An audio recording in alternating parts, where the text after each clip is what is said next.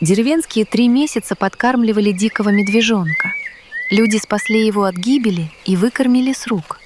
Но когда из тайги вышла настоящая угроза, реакция этого ручного малыша просто потрясла всю деревню. Эта невероятная и, на первый взгляд, странная история произошла 24 июля 2024 года вблизи поселка Шумилово в Иркутской области. Поселок всегда был окружен глухой тайгой, и людей в нем проживает немного, около 600 человек. Многие разъехались отсюда, когда дикие животные, в особенности медведи, стали часто выходить к людям и пробираться в огороды. Местные просто боялись за свои жизни и переезжали подальше от леса. Но другие остались.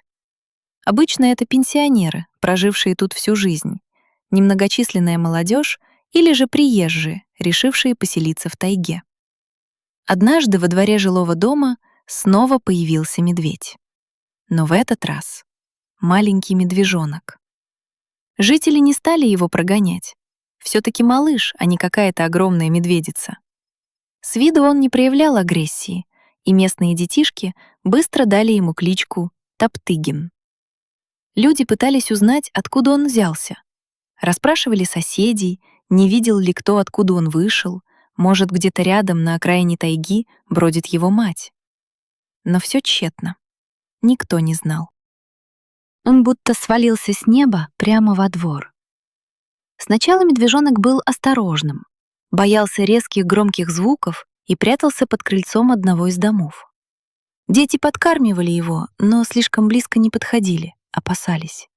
Оставляли ему всякие вкусности, наливали воду и отходили в сторону, чтобы не пугать и дать спокойно поесть. Иногда он исчезал, и местные даже думали: ну вот, все, ушел. Но потом он снова появлялся.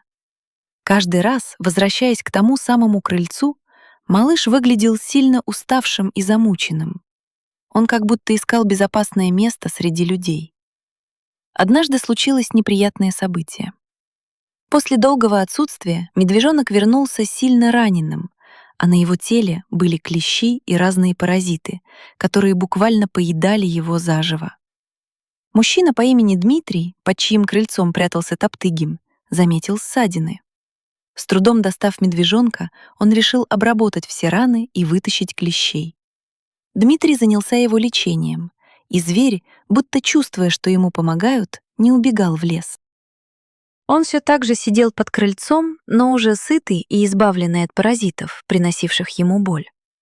Со временем медвежонок перестал бояться людей и стал как плюшевая игрушка в руках местных жителей, детворы и самого Дмитрия.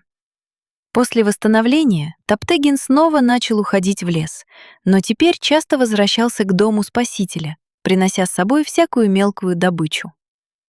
Жители уже привыкли к медвежонку, который ходил по деревне как ручной, и его знали абсолютно все. Топтыгин часто сопровождал Дмитрия до магазина или просто шел рядом, гуляя среди людей. Он отлично ладил с детишками. Они играли с ним, и зверь не проявлял никакой агрессии, а наоборот, вел себя так, будто он сам еще ребенок. Он по-прежнему мог надолго исчезнуть в лесу, но все равно возвращался в деревню. Как-то раз Дмитрий шел на лесопилку, расположенную на окраине тайги, где давно работал. Рядом с ним, как всегда, шагал Топтыгин. Вдруг из леса вышли 2 волка, агрессивные, злые, и направились прямо в сторону человека. В этот момент медведь стал между ними и Дмитрием. Он впервые повел себя угрожающе, издал громкий рык и показал силу, защищая мужчину. После этого нападавшие хищники отступили, а медвежонок спокойно пошел дальше, будто ничего не произошло. С тех пор он всегда ходил рядом с Дмитрием и защищал его, как будто в благодарность за то, что люди вылечили его и не дали умереть.